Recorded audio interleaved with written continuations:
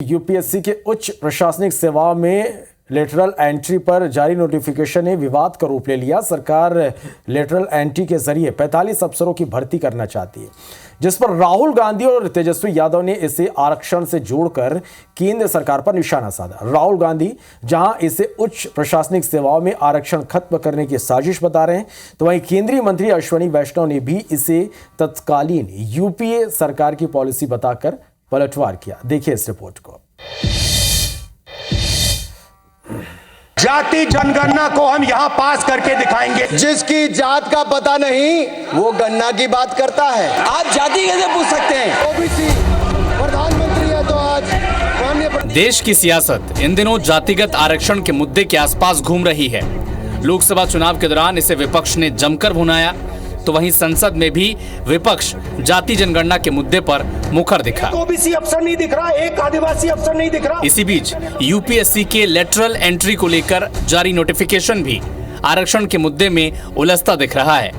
दरअसल यूपीएससी ने lateral entry के जरिए 45 संयुक्त सचिव, उप सचिव और निदेशक स्तर की नौकरियां निकाली हैं, जिसके जरिए विभिन्न मंत्रालयों और विभागों में सीधी भर्ती की जाएगी।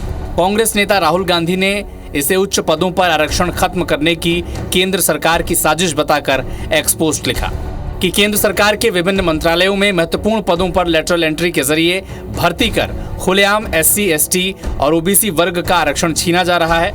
मैंने हमेशा कहा है कि टॉप ब्यूरोक्रेसी समेत देश के सभी शीर्ष पदों पर वंचितों का प्रतिनिधित्व नहीं है। उसे सुधारने की जगह लेटरल एंट्री द्वारा उन्हें शीर्ष पदों से और दूर किया जा रहा है। आरजेडी नेता तेजस्वी यादव ने भी लेटरल एंट्री पर निशाना साधा और एक्सपोस्ट में लिखा, इनमें किसी भी प्रकार के आरक्षण का प्रावधान नहीं है।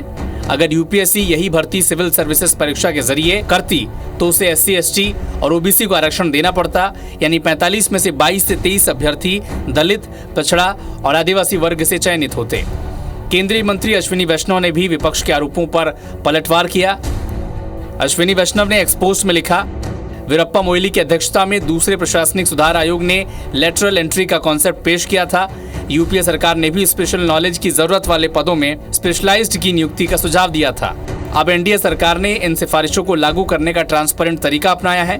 ये भर्तियां यूपीएससी के जरिए पारदर्शी और निष्पक्ष तरीके से की जाएंगी, जिससे गवर्नेंस में सुधार होगा।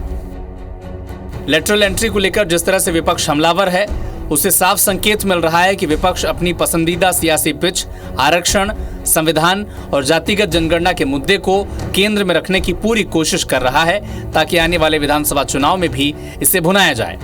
हालांकि केंद्रीय मंत्री अश्विनी वैष्णव ने भी यूपीए के दौर में लेटरल एंट्री की हिस्ट्री याद दिलाकर विपक्ष को कटघरे में खड़ा करने की पूरी कोशिश की है। अब ये देखना होगा कि लेटरल एंट्री का मुद्दा किस पर भारी पड़ता है। Bureau report,